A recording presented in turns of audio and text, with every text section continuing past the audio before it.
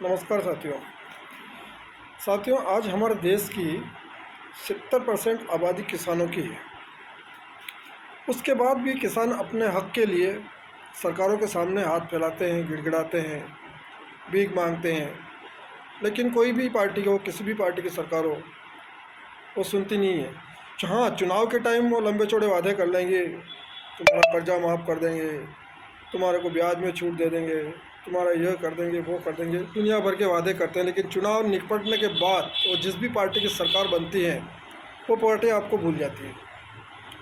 उसके भूलने का मेन कारण है कि ये पार्टियां, जो कि देश में जो बड़ी बड़ी कंपनियां होती हैं, उनसे करोड़ों रुपया चंदा ले लेती है।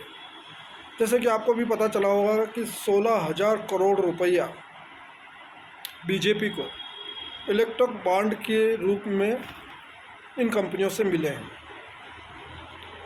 अब जब 16,000 करोड़ रुपये कंपनियां, वो तो एक जो कि सामने दिख रहा है, इसके अलावा जो अंदर से करोड़ों रुपया और आता है वो किसी को पता नहीं चलता है। जब कंपनियां इतना पैसा देती है तो स्वाभाविक है कि जो जिस पार्टी की सरकार होगी,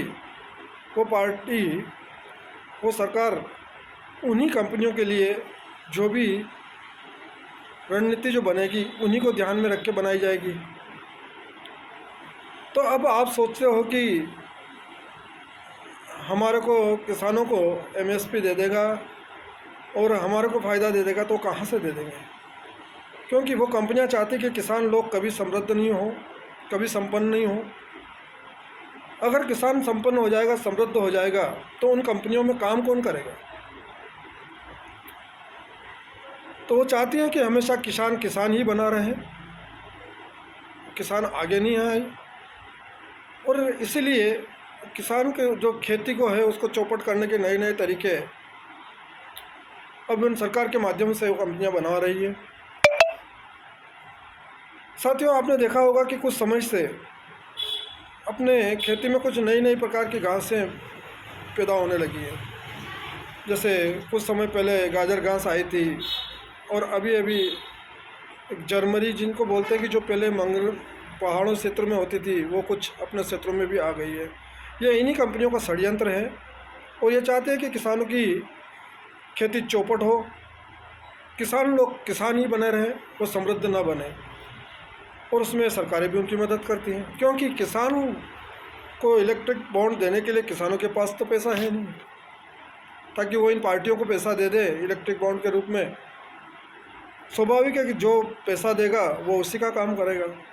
तो यहाँ समझने वाली बात यह है कि अभी जो चुनाव है, अगर किसान चाहते हैं कि हम समृद्ध हों, आगे बढ़ें, हमारे बच्चे अच्छे लाइन पकड़े, तो मेरा उनसे यही निवेदन है कि किसानों को खुद को ये चुनाव लड़ना चाहिए और अपने उम्मीदवार खड़े करना चाहिए।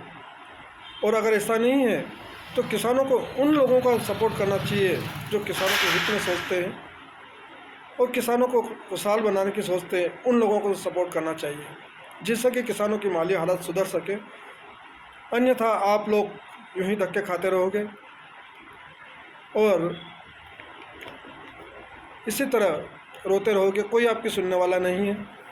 अगर मेरा ये वीडियो अच्छा लगे तो इसके ज़्यादा से ज़्यादा फॉरवर्ड करें, अन्यथा यहीं बंद कर दें। जय हिंद, जय भारत, जय जवान, जय किसान।